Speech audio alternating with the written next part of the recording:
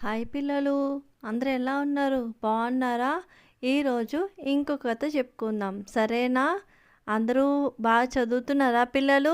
Homework ఏ రోజుది ఆ రోజు ఫినిష్ చేయండి, ఓకేనా? అమ్మ మాట వినండి, ఓకేనా?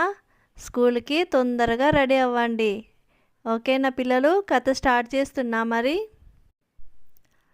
ఒక గ్రామంలో ఒక సారంగుడు అనే కార్పెంటర్ ఉంటారు, అంటే వడ్రంగి అనమాట. అతను ఆ ఊర్లో వడ్రంగి పని చేసుకుంటూ నాగలి చెక్కతో సంబంధించిన అన్ని పనులు చేసుకుంటూ ఆ ఊర్లో వాళ్ళకే కాకుండా చుట్టుపక్కల వాళ్ళకి ఏం అడిగినా చేసిస్తూ ఉండేవారు అనమాట. అతనికి ఒక అబ్బాయి ఉంటారు, అతని పేరు వచ్చేసి సాగర్ అనమాట.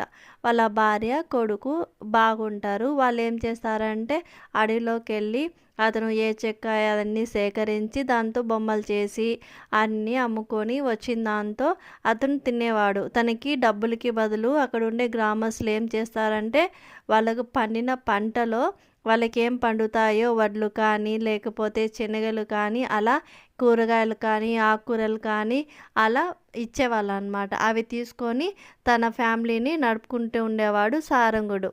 ఈ సారంగుడి కొడుకు సాగర్ కదా. ఈ అబ్బాయి బాగా ఆడుకుంటూ ఉంటే వాళ్ళ నాన్న పిలిచి, సాగర్ నువ్వు పెద్ద అవుతున్నావు కదా, ఇది చూడు, ఇది మా నాన్న కాలం నుంచి నాకు వారసత్వంగా వస్తుంది.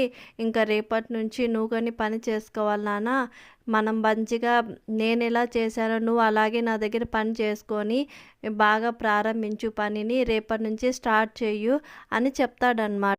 అంటే సరే అంటుంది వాళ్ళ అమ్మ కూడా. వాళ్ళు ఏం చేస్తారంటే వాళ్ళ అమ్మ ఏం చేస్తుందంటే వాళ్ళ నాన్న చెక్కిన బొమ్మలలో ఒక కృష్ణుడి బొమ్మ బాగా నచ్చితేను దానికి బాగా పసుపు కుంకుమ పట్టించి ఒక దేవుడిగా పెట్టుకొని ఆ కృష్ణుడిని పూజించి రోజు పూజలు చేస్తూ ఉండేదన్నమాట.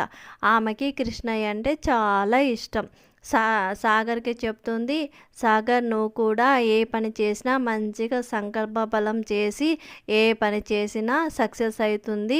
నువ్వు ఇలా చెయ్యు, మీ నాన్నతో వెళ్ళి మంచిగా నేర్చుకో అని చెప్తుంది వాళ్ళమ్మ.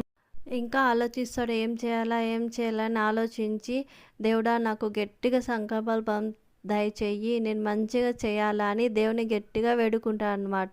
ఏది చేసినా గట్టిగా సంకల్పంతో చేస్తాడు.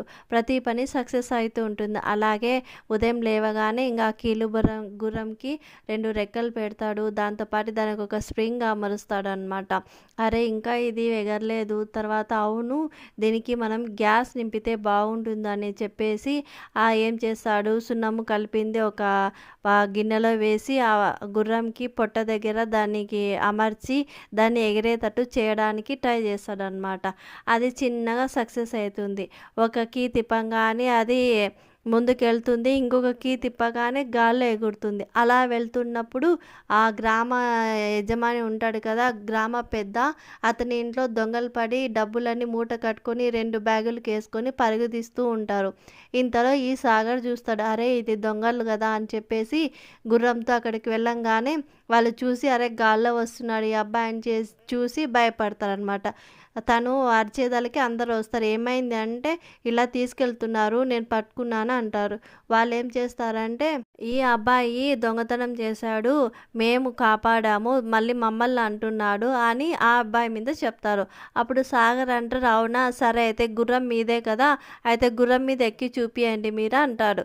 సరే అని వాళ్ళ గుర్రం మీద ఎక్కుతారు, కానీ అది ఎలా ఆపరేట్ చేయాలో వాళ్ళకి తెలియదు కదా, ఆగిపోతారు అనమాట. అప్పుడు దొంగలు మీరే అని మాకందరికి తెలిసిపోయిందని చెప్పేసి పోలీసులకు పిలిచి వాళ్ళని పట్టించేస్తాడు. ఆ గ్రామ పెద్ద చెప్తాడు, నీ కొడుకు ఎంతటి వాడు, మంచిగా చేశాడు పనులన్నీ, ఇదిగో నాకు ఇంత లాభం వచ్చింది కదా, ఈ డబ్బులో కొంత నువ్వు తీసుకో అని చెప్పి ఆ సాగర్ వాళ్ళ నాన్నకి ఇస్తాడనమాట. వాళ్ళు చాలా హ్యాపీగా ఫీల్ అవుతారు.